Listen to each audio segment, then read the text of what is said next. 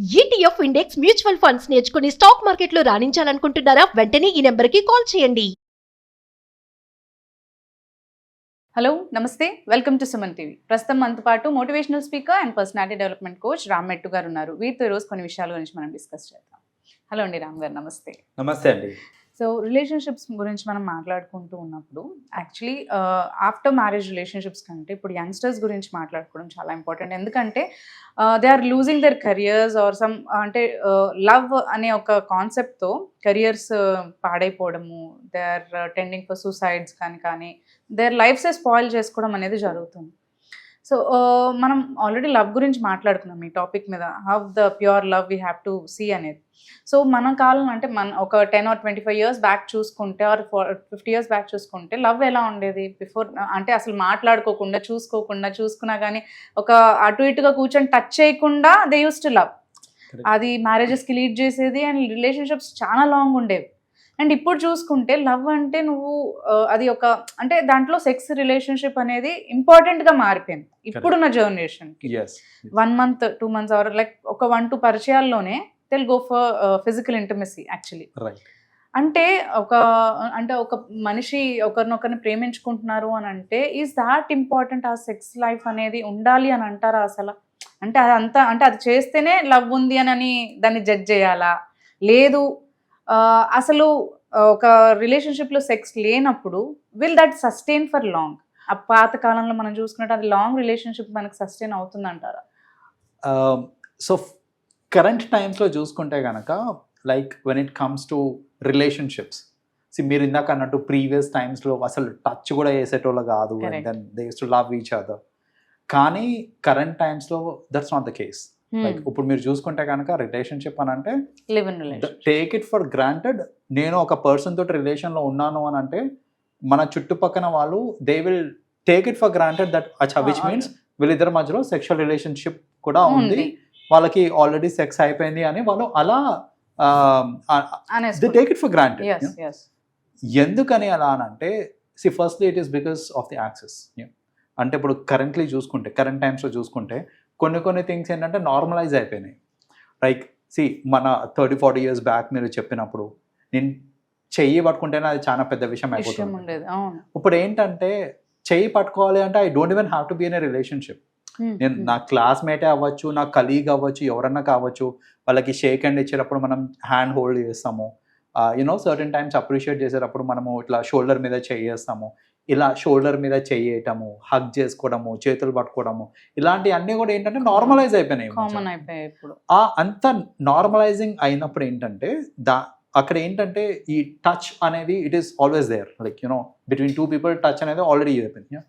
So ఇప్పుడు ఏంటంటే as a రిలేషన్షిప్లో ఉన్నప్పుడు, అంటే ఒక రిలేషన్షిప్లో ఉన్నప్పుడు what special are you doing అని అంటే the only thing that is left out is sex, right? అంటే ఇప్పుడు మిగతా వాళ్ళ మీద ఉంటుంది, రిలేషన్షిప్ అనే పాటికి ఇది ఒకటే చేంజ్ అవుతుంది. This is the only thing which is changing. So అలా ఏంటంటే ఈ మిగతా అన్ని నార్మలైజ్ అయిపోయినాయి కాబట్టి it has come to the element of ఒక రిలేషన్షిప్ అని అంటే we can also have, we should have sex అనే ఒక థాట్స్లో ఉంటారు వాళ్ళు. రెండోది ఏంటంటే అంటే జనరల్గా ఒక సైకాలజీ ఆఫ్ మెన్ ఎలా ఉంటుంది అని అంటే, ఫర్ దాట్ మ్యాటర్ కొందరు విమెన్కి కూడా ఉంటుంది అట్లా. ఏంటంటే నేను ఒక పర్సన్ తోటి సెక్స్ చేయడానికి ఒప్పించాను అని అంటే it's an achievement for me, right? అంటే నేను జనరల్గా ఈ టీనేజర్స్ మాట్లాడే లాంగ్వేజ్లో చూసుకుంటే నేను ఇంతమందిని పటాయించిన నేను, సో అంటే they take pride in it, right? So అదేదో గ్రేట్ అనే దీంట్లో చూసుకుంటున్నారు తప్ప నిజంగా రిలేషన్షిప్స్లో ఇప్పుడు ఏంటంటే 2 people they are coming together, they are being in a relationship. మన ఇంతకు ముందు రిలేషన్షిప్లో ఏంటంటే marriage was the agenda. So ఇప్పుడు నేను రిలేషన్లో ఉన్నానంటే నేను పెళ్లి చేసుకుంటా కాబట్టి. ఇప్పుడు కరెంట్ టైమ్స్లో ఏంటంటే రిలేషన్షిప్లోకి ఎందుకు ఉన్నాం అంటే నేను సింగిల్ కాబట్టి, అంటే ఇప్పుడు నేను కరెంట్లీ సింగిల్ ఉన్నాను కాబట్టి I want to get into relationship తప్ప my agenda is not marriage. My agenda is నాకు కరెంట్లీ ఒక కంపానియన్ కావాలి, రైట్? ఆ ఎజెండాస్ మారటం వల్ల కూడా ఇప్పుడు నాకు కంపానియన్ కావాలి అనుకున్నప్పుడు నాకు అన్ని విధాలుగా కావాలి కంపానియన్, రైట్? నాకు ఎక్స్పెన్సెస్ షేర్ చేసుకోవడానికి కావాలి, కలిసి తినడానికి కావాలి, కలిసి బయటికి వెళ్ళడానికి కావాలి, సినిమా చూడడానికి కావాలి, మాట్లాడటానికి లైక్ నా బాధలు చెప్పుకోవడానికి అన్నిటికీ నాకు కంపానియన్ కావాలి. కాబట్టి దాన్ని ఎజెండా కింద పెట్టుకొని రిలేషన్షిప్స్లోకి వస్తున్నారు. And that is the reason why ఏంటంటే ఈ సెక్స్ అనేది it's a part of it, దానిలాగా వెళ్ళిపోతుంది అనమాట. సో ఇప్పుడు ఏంటంటే మనకి పీపుల్ మోస్ట్లీ ఇప్పుడు చూసుకుంటే హైటెక్ సిటీ సైడ్ అంతా చూసుకుంటే మోస్ట్ ఆఫ్ ది ఫ్లాట్స్లో అందరు లివ్ ఇన్ రిలేషన్షిప్స్లోనే ఉంటారు. So that is nothing but it's a kind of relationship before marriage. And sex will definitely be a part of it కాబట్టి because they both are living together, they have their own private space కూడా ఉంటుంది కాబట్టి it becomes a part of it. So and coming to the point, మీరు ఇందాక అన్నారు sex లేని relationship hold అవుతుందా అనేసి.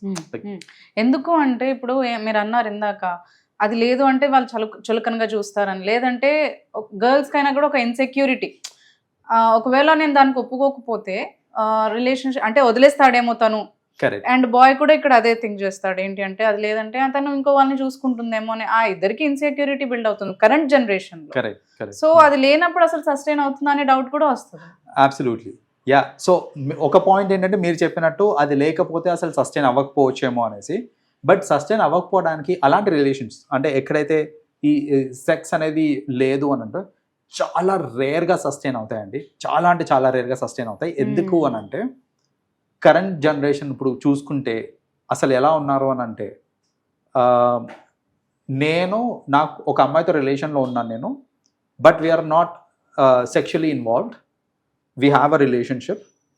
కానీ నా చుట్టుపక్కల చాలామంది నా మీద ఇంట్రెస్ట్ చూపిస్తున్నారు, ఆ అమ్మాయి చుట్టుపక్కల చాలామంది ఆ అమ్మాయి మీద ఇంట్రెస్ట్ చూపిస్తూ ఉంటారు. That's natural. సో నాకు ఇలా ఇంట్రెస్ట్ చూపించినప్పుడు I have access with lot of other people. ఇప్పుడు ఏంటంటే యాక్సెస్ ఉంది కాబట్టి నాకు ఎక్కడి నుంచి ఆఫర్ వచ్చినప్పుడు ఎలాంటి రిలేషన్షిప్ టెంప్ట్ అవుతారు, ఖచ్చితంగా టెంప్ట్ అవుతారు. టెంప్ట్ అయిన తర్వాత ఏంటంటే once I start having sexual relationship with someone else, నాకు ఇంట్రెస్ట్ ఇటు పక్కన ఇంట్రెస్ట్ ఎక్కువ పెరిగిపోతుంది అన్నమాట. దీని మీద ఇంట్రెస్ట్ ఎక్కువ పెరిగిపోతుంది. సో ప్రాక్టికలీ ఆలోచిస్తే నాకేంటంటే నాకు ఉన్న టైంని నేను కంటే కూడా ఈమెకి ఎక్కువ ఇచ్చేదానికి ఛాన్సెస్ ఉంటాయి అనమాట నాకు. దాట్ వే ఏంటంటే in any relationship when there is sexual intelligence అనేది లేనప్పుడు ఏమవుతుంది అని అంటే అది సస్టైన్ అవ్వడానికి చాలా తక్కువ ఛాన్సెస్ కరెంట్ జనరేషన్లో, కరెంట్ సిచ్యువేషన్లో. ఎందుకంటే కరెంట్ జనరేషన్లో చాలా తక్కువ మంది ఉంటారండి. నాకు నువ్వే కావాలి, నిన్నే పెళ్లి చేసుకుంటా, లైఫ్ లాంగ్ నీతోటే ఉంటా అనే వాళ్ళు ఎంతమంది ఉన్నారండి? అబ్సల్యూట్లీ లేరు. సో ఇలాంటి సిచ్యువేషన్స్లో లేనప్పుడు ఆబ్వియస్లీ ప్రాక్టికల్గా మాట్లాడుకుంటే ఇలాంటి సెక్షువల్ ఇన్వాల్వ్మెంట్ లేని రిలేషన్షిప్స్ అనేది ఎక్కువ రోజులు సస్టైన్ కాదు. Because deviation from one of the sides or both the sides అయ్యే ఛాన్స్ ఉంటుంది. అలా డీవియేట్ అయిపోయినప్పుడు ఆబ్వియస్లీ రిలేషన్షిప్ బ్రేక్ అయిపోతుంది. Thank you, Ram Garu. Thanks for sharing all this information with us. Thank you so much. You're welcome.